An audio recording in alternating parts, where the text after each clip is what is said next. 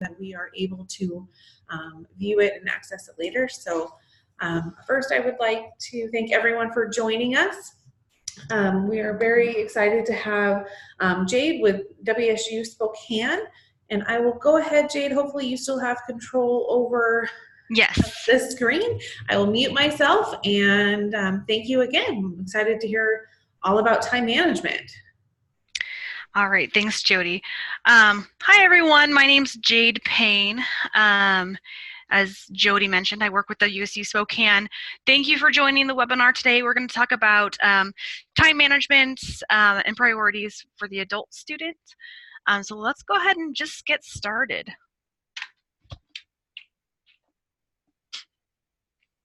Maybe.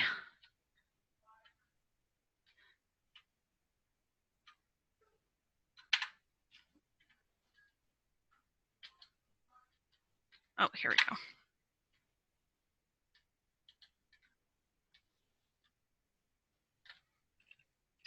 Okay, let's try that. There we go. Okay, so I'm the Learning and Career Specialist at WSU Spokane. So things I do with students is I work on time management strategies, study and learning strategies, test-taking strategies, general career support, and also general success strategies. WSU Spokane is primarily a health sciences campus. I've listed all of the programs that we have and the degrees, although you will notice the random criminal justice and education. A lot of our programs are professional or graduate studies, but we do have a bachelor's in nursing, nutrition and exercise physiology, and speech and hearing sciences. So that's just a little about me and WSU Spokane. What we're going to do today, participants will reflect on motivation, discipline, and habits regarding their educational journey, set a short-term or long-term goal using the SMART goals method, and learn a variety of time management, prioritization, and anti-procrastination techniques. So let's get started. So what motivates you? That's what I want to know. If someone wants to put in their chat box if they want to answer, or if you just want to think about it, that's fine too. But I want to know why are you either going back to school or just starting school? What motivates you to go to school?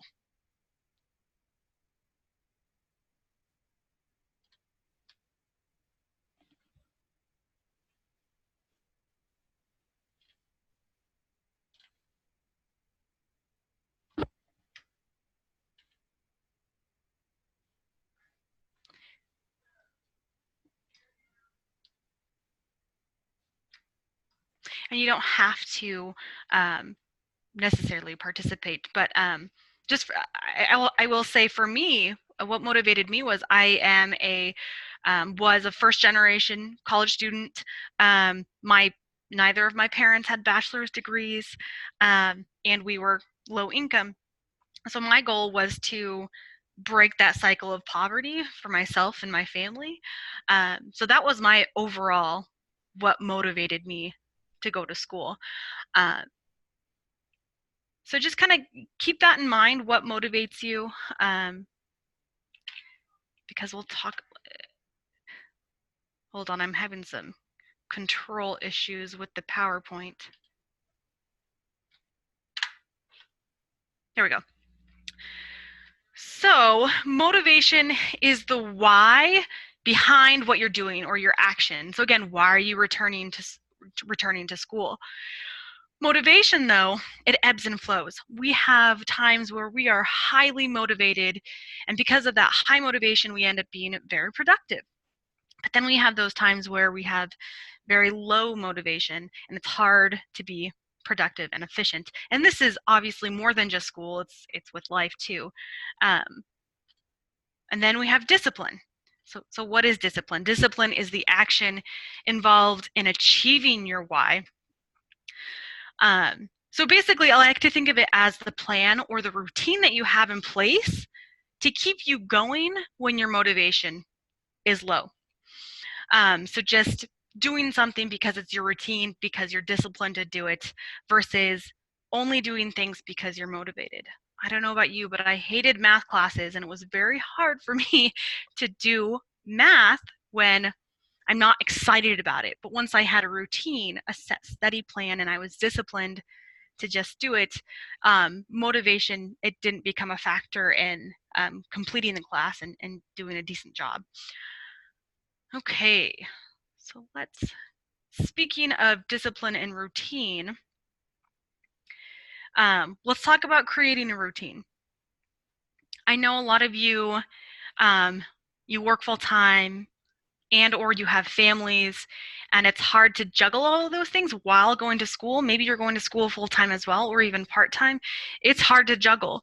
But by creating a routine for yourself and for your family, really, it can help lessen some stress and some anxiety when we, I guess, procrastinate, because that ends up happening when we don't have a plan, we don't have a routine, we end up procrastinating. And we'll get into procrastination later.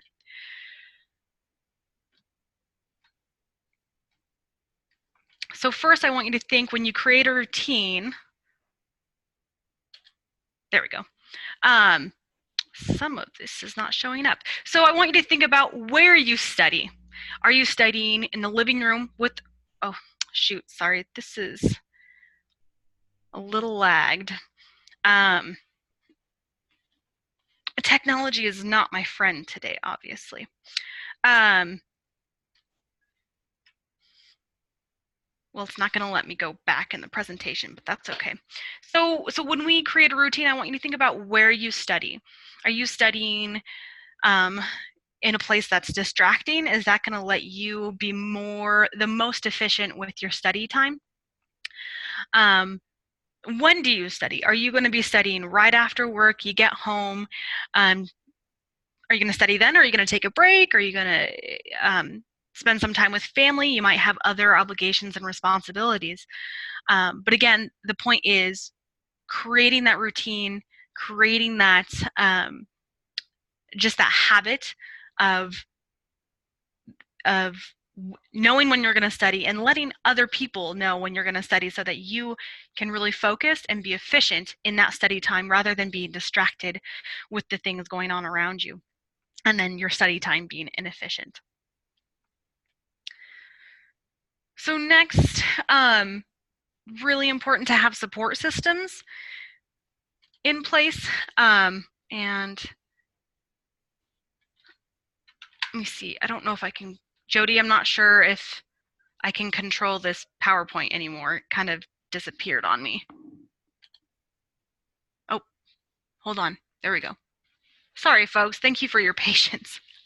So what or who is there to help you in your journey? So this could be your partner or a spouse. This could be your children. This could be your parents. This could be your friends. Could even be your boss and coworkers. Could even be your classmates. It could be something as simple as a planner. That could be a support system. Or even calendar reminders in your phone. The resources at your college, that could be academic advisors, that could be counselors, tutors, other online materials that help support you in getting an education. I will tell you, I last year attended an online university. It's called WGU Online, and I was doing some extra grad school work because I like school, so I like to take classes. And they had suggested, and I thought this was great, to have an accountability buddy.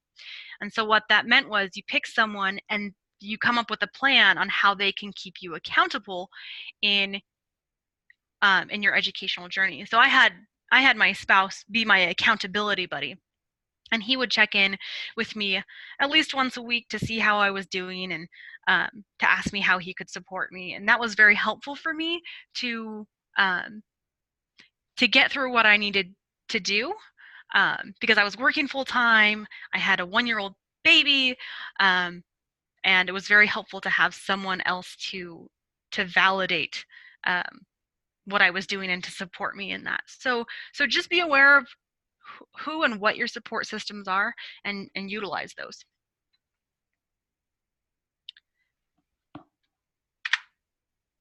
Okay, so let's get into the basics of time management. This is my all-time favorite quote by Abraham Lincoln. Give me 6 hours to chop down a tree and I will spend the first 4 sharpening the axe. What this means is that planning is key. So in this quote, he's sharpening his axe for 4 hours. So he's planning to chop down a tree to be more efficient in his task, which is chopping down the tree. So that's what we need to do for time management. We need to make a plan and commit to the plan so that we're more efficient in our study time. So a few ways to do this is to commit to using a planner religiously. We'll talk about the different planners that are out there, but commit to using that. And once you start using that planner, it becomes a habit. It's your routine. And then it's just, you become more efficient with your time. Set short-term and long-term goals. So again, thinking about your motivation. Why are you going back to school? So that would be your long-term goal, kind of your overall. But what are your short-term goals to get you to that point, to that end goal? Analyze your time using a time budget worksheet. For a lot of us, there's not enough hours in the day and the week to do all the things that we need to do. So doing a time budget analysis can really help you determine where you're spending time that you can cut back on so you can be more productive with your school, with work, and with family. Choose a prioritization tool. Some of us have a really hard time focusing on what we need to get done, and I will be showing you a couple of prioritization tools that you can use to help you get through tasks faster. And then understand why you procrastinate and your approach to overcome procrastination. And be disciplined in your study approaches. Again, it all goes back to don't fall back on the motivation. It's about discipline, creating a routine, and all of these things can be a part of your routine to increase efficiency with your time and efficiency with studying so that you can get back to the things that are important to you. So let's start with planners.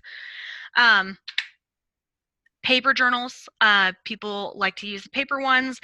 You can buy them at Walmart they're pretty inexpensive. I like to use Amazon. Specifically, I use something called Pretty Simple Planners. They're easy to use and they're like $8. And if you have Amazon, it's free shipping. So it's great. I really like paper journals because I like to write things down. Other people, they're like, I really don't want to pay for a planner. Well, Word has weekly, monthly, and term printouts that you can do. And if you have a membership with the Spokane libraries, I think you can get 50 free pages of printing every month at the library. So you can just print out a weekly or monthly planner and then kind of carry that around with you as well. And some people swear by electronic planners because they send you those push notifications, which really helps. So these are a few that I've done some research on and people really like. I haven't used them, again, because I like to use paper planners. But Todoist.com, Any.do, Tuxdo.com, and Cozy.com, people really like all of these planners. If you find a better one, use that. Use whatever works for you. But use a planner, in whatever form you like. Okay, let's go into goal setting with SMART goals.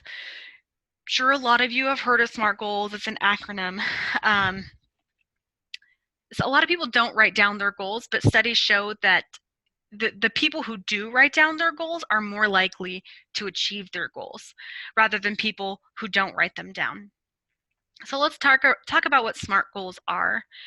SMART goals are specific. So it's what do you want to accomplish? Why do you want to accomplish it?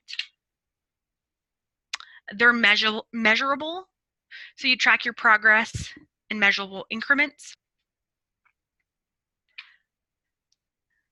They need to be achievable. So essentially you just need to be realistic. Is this something that you can actually achieve? It needs to be challenging enough, but not overly so that you won't be able to accomplish the goal in the amount of time that you have.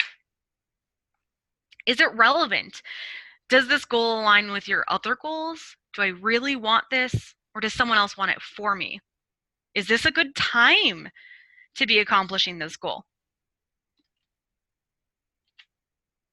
And it needs to be time bound, so you need to set a target date to complete the goal. We do have a video, and we're going to see if it works.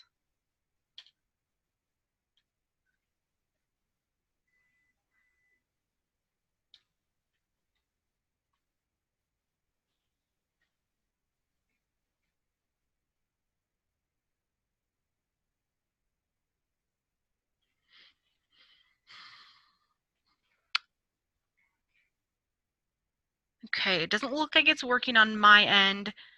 Jody, do you see that if the video is working on your end?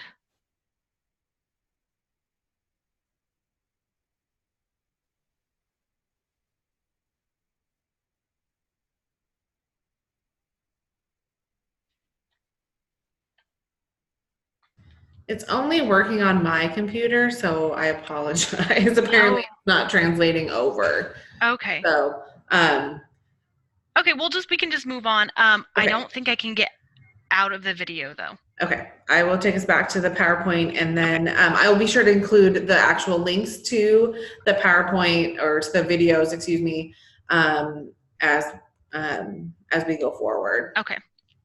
Perfect. So what I had was just a SMART goals video. It went a little more in depth into what SMART goals are. So feel free to check it out once Jody posts the link on the website. So I did mention that people who write down their goals are more likely to achieve their goals. So that's something I want us to do now. I want us to take a minute and write a SMART goal. It could be a short-term goal, it could be a long-term goal, but let's go ahead and try writing a goal using the SMART goals technique. And I'll show you an example that I did if I can get the PowerPoint to work again.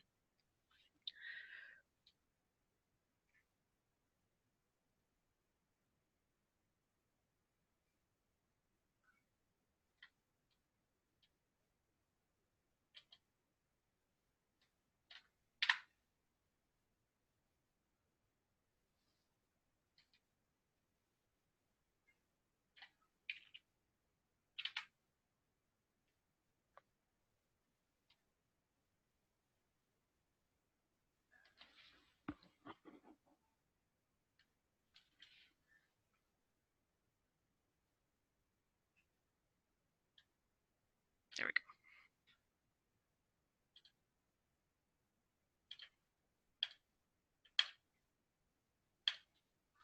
So I just created a SMART goal for myself, and you can use this example to guide how you write your SMART goals if you need. And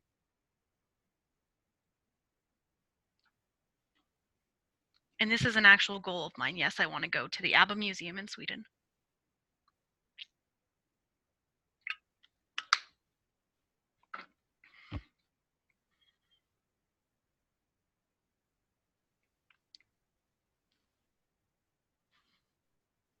Does anyone want to share one of their goals that they have?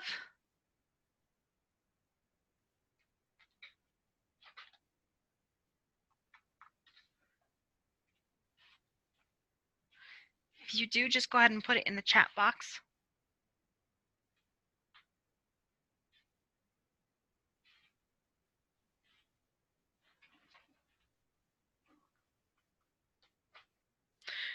All right, no worries. We don't need to share.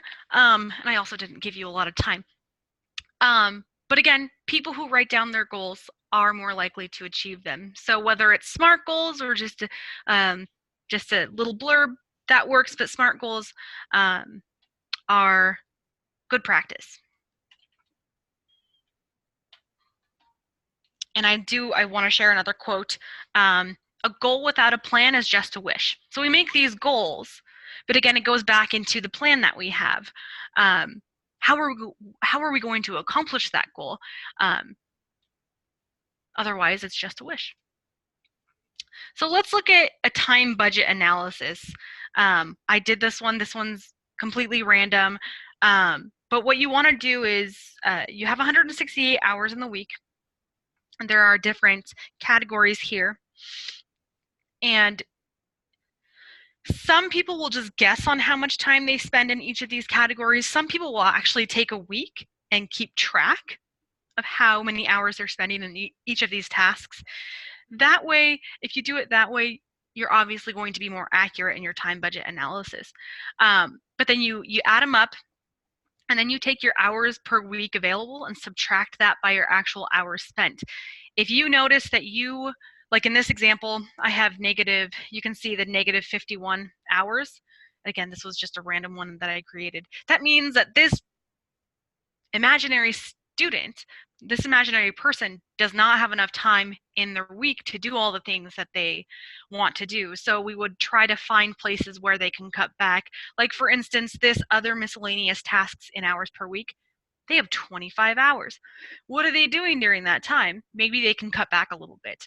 They're sleeping 56 hours a week. That's 8 hours a day, 7 days a week, which is pretty good. But if they really had no time, maybe they sleep only 7 hours a night.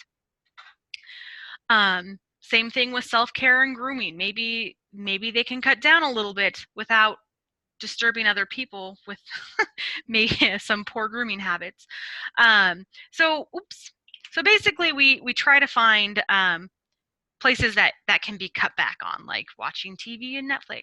Some people will see that in their time budget analysis that they have hours in the positive to spend. So if that was the case for you, if you decided to do a time budget analysis, then we would plan those hours accordingly so that if you needed more time because you wanted to, let's say a better grade in a class, maybe we spend those extra hours studying and we put it in the studying section. So this is just a good way to get an idea of really what your week looks like generally. And it helps you, it informs the planning process. Okay, so next we're going to go into, I have a couple of prioritization methods. Sometimes when we have so much to do, so many tasks to complete, we feel overwhelmed and don't know where to start. So I really like these prioritization methods because it takes the guesswork out. So the first one we're going to talk about is the ABC method. This is a modified version of the ABC method, but I use this one actually every day because it helps me do tasks that I'm not excited about. Like I don't like writing reports. I don't like the admin stuff. I like working with students directly. So it helps me to do things that I'm not excited about doing. But again, it's more of the being disciplined about doing something. Okay, so let's talk about how we do this. So what you do is you start a task list of all the tasks that you want to complete in your day, and you assign your tasks either A, these are the must-do items, B, should-do items, or C, nice-to-do items. From there, you prioritize your tasks, starting with A1, A2, B1, B2, C1, C2, etc., until all of your tasks are prioritized. So basically what you're doing is you're taking all of your must-do items, your A tasks, and then determining which ones do you want to complete first. So maybe you have 10 items in your A groups and your must-do items. Well, you're going to have A1 through 10, through A10. And then you continue to do Bs and then Cs. So once you prioritize your tasks, then you start working on the tasks. And once you complete A tasks, you move on to B tasks, etc. So what does this look like? I just made a random one. So you have your priorities and tasks. So this first example I have A1, update weekly planner. A2, review chapters 1 through 6 for psych test tomorrow. B1, so your should do items, connect with group for your presentation next week. B2, exercise for 30 to 40 minutes. C, my nice to do items. C1, watch a Netflix comedy special with partner. C2, browse Facebook. These are our nice to do items. Now, I will say some of these tasks might move from category to category. So for instance, if you're having a really bad day and you just need that kind of the wind down, maybe your C1 task moves to an A1 or A2.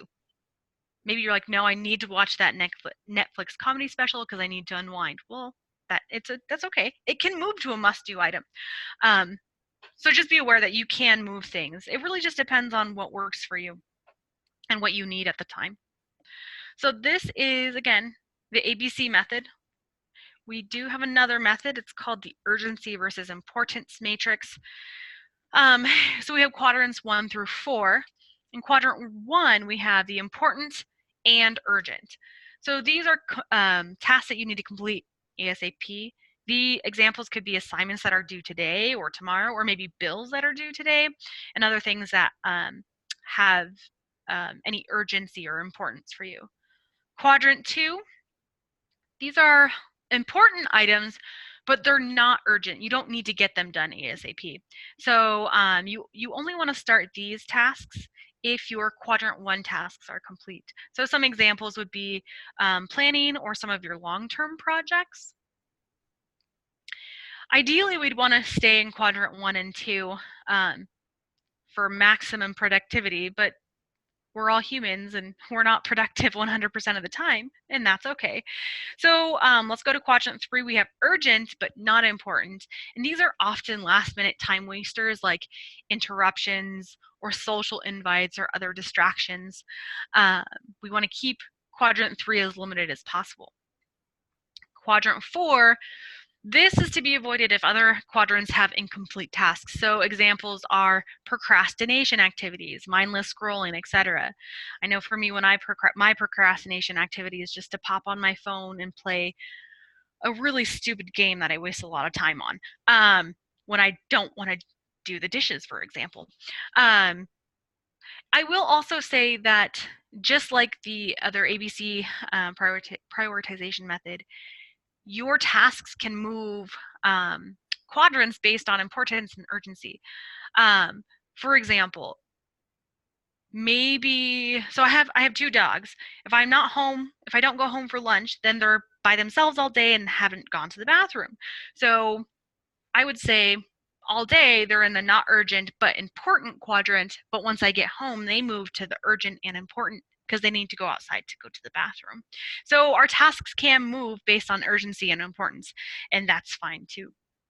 Or again, maybe you need that break time. So one of your typical procrastination activities could move to quadrant 2.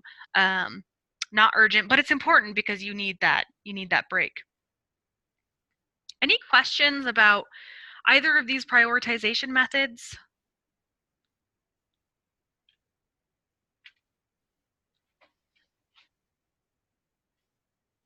Okay, we'll move on. Okay, so next we have backwards planning. So a quote from Stephen Covey, start with the end in mind. So backwards planning is really helpful when we have like a long-term project or we're wanting to study. We don't want to cram for a test that's coming up. Backwards planning can help break up your tasks so that you're not doing it all last minute. I don't know about you, but there have been times where I've literally written a 10-page paper the night before and it caused a lot of stress, anxiety, and it was not a good paper. Had I been using my backwards planning strategies, I could have broken it up, and then the large task of a 10-page paper would have been a lot less overwhelming. So what we need to do, our first task is to organize. So that means we get our planner, we get our syllabus for the class, and we get any other materials that we need to inform us on how to break up our tasks Again, whether that's you're trying to break up the studying for an exam, or you're writing a paper, or you're doing a group presentation, or really anything else that's long term.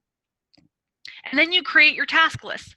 Again, this could be, you could use a prioritization methods for this task list, but it's probably going to be more like a chronological task list, depending on what your end goal is.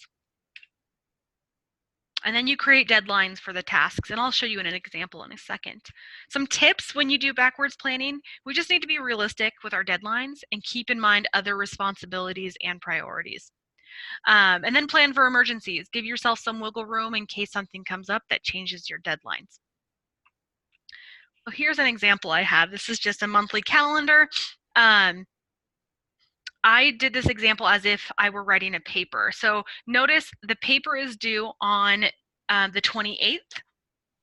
And so what I would do is, when I have my task list, I start from the end. So when am I going to turn in my paper? I'm going to give myself the deadline of the 27th, just in case something goes wrong. I have an extra day to turn it in. Because what if the printer's not working, or something else messes up?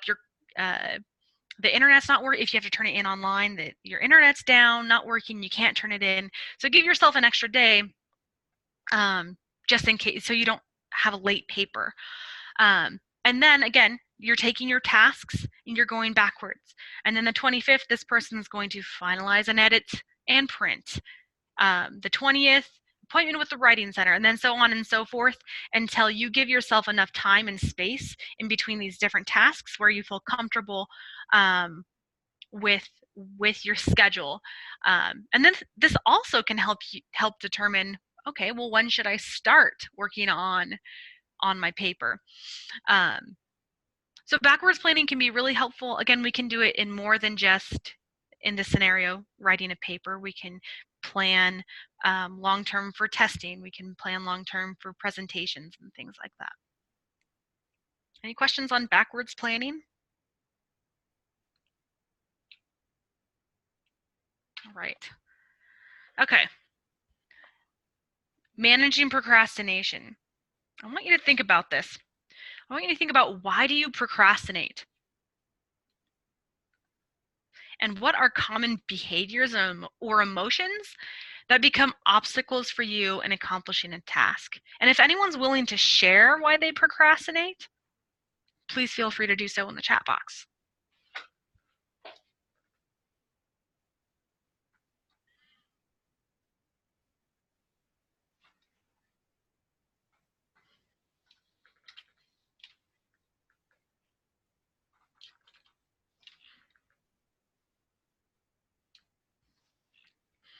I will tell you, just doing some reflection on my own, why I procrastinate sometimes. Sometimes I go back to the mindset of, I just don't want to do it. Again, back to that, I'm not motivated to do that. So it does take some time to get into the mindset of being disciplined and having the routine. Some common behaviors or emotions that I have when I'm procrastinating is, well, I'd rather be doing something else. So if I have a really important, well, I don't like to do the dishes. I know I need to do them, but oftentimes I will procrastinate and say, well, this actually is more important. I need to do this actually. So I'll distract myself with something else, or tell myself that something else is more urgent than the large pile of dishes. So just kind of being aware of what you tend to do, the behaviors and those emotions that you have when you are procrastinating. So we have a couple of anti-procrastination techniques. The first one is WHOOP. It's an acronym, and it challenges us to consider our own intrinsic motivators and to create a plan to overcome those obstacles.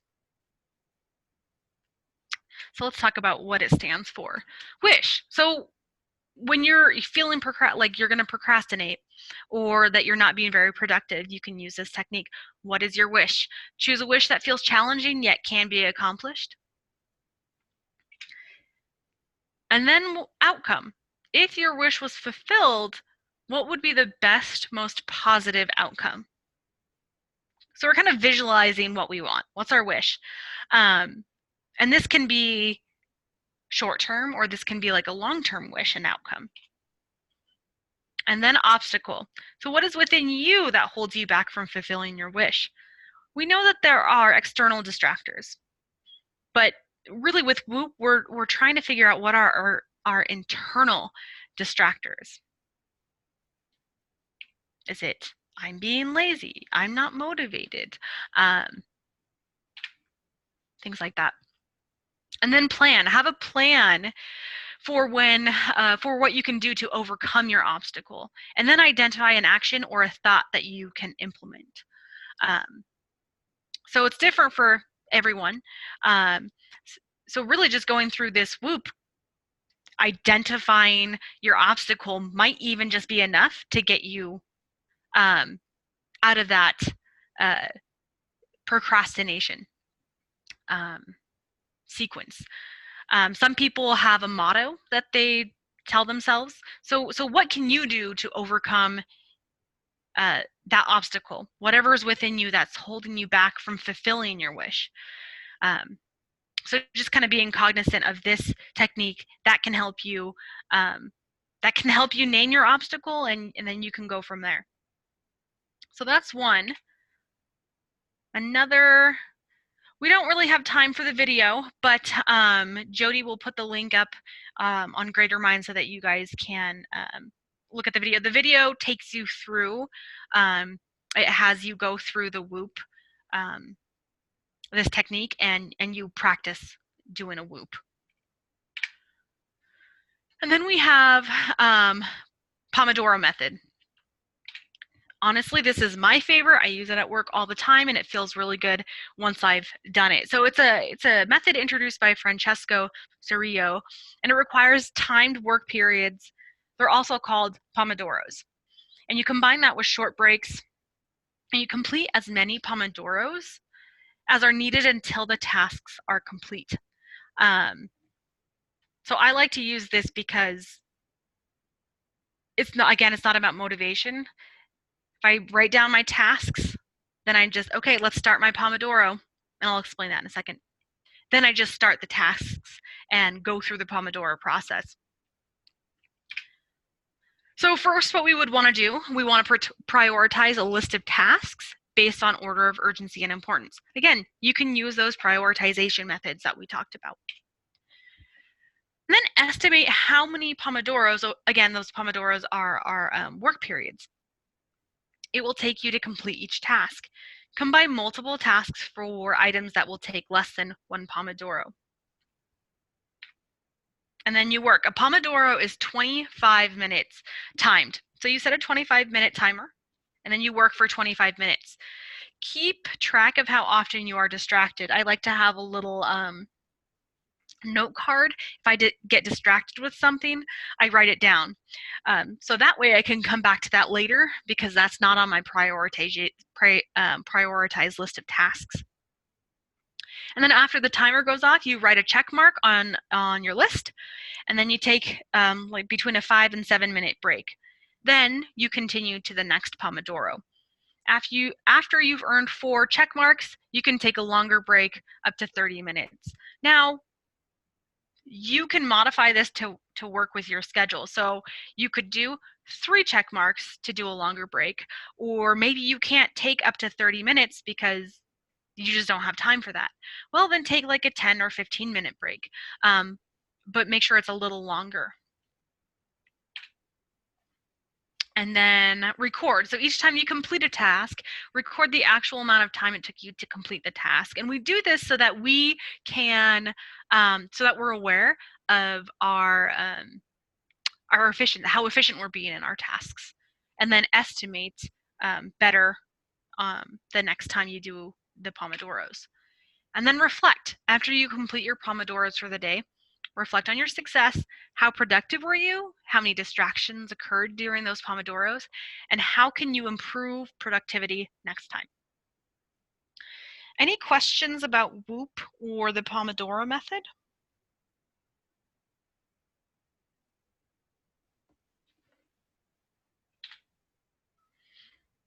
Okay, so we have one last little bit. So one really important piece about time management is really just increasing your efficiency with effective study and learning strategies. Have you ever read, when you're reading for class, have you ever read a page or two and then realized you had no idea what you just read and now you need to reread? That happens a lot for people. It's because we're not using effective learning strategies that work for us. And then it increases the amount of time that we have to study because we're not being effective. Again, you can save time by utilizing effective learning strategies. So I have a few here. Spaced practice, PQ3R, which is a reading strategy, retrieval practice, elaboration, dual coding, interleaving, and concrete examples.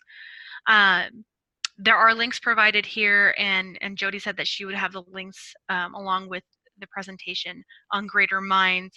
I highly suggest looking at a few of these and seeing what works.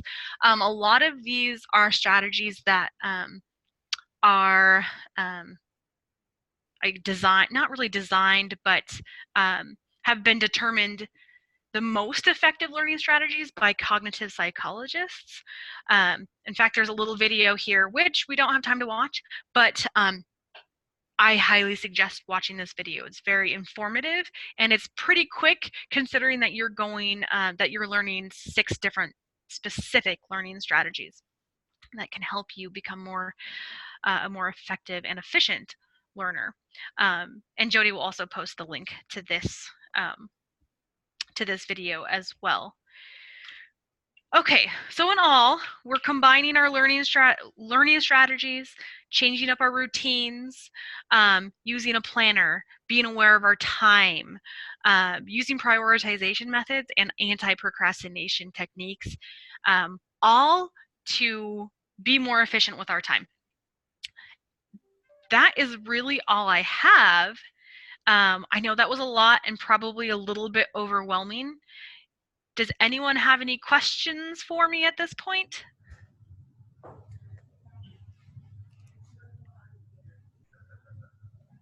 Say, if you feel free to either unmute yourself or type any questions you have in the chat box.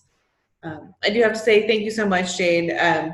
I had never heard of the WHOOP method, and so I think I kind of have done it unofficially. Right. But definitely to put kind of it more in a frame of mind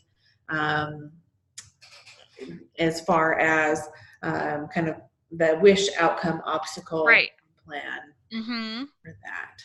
So, and then definitely the Pomodoro coworker who's here with me shaking her head saying, yes, I do that. And I hadn't ever heard of that particular method. So definitely. I use it every day and it feels so good to make a check mark and then at the end of the day to see all of your check marks. So I don't know, I love it. But that's just that's just a few. There's a lot more.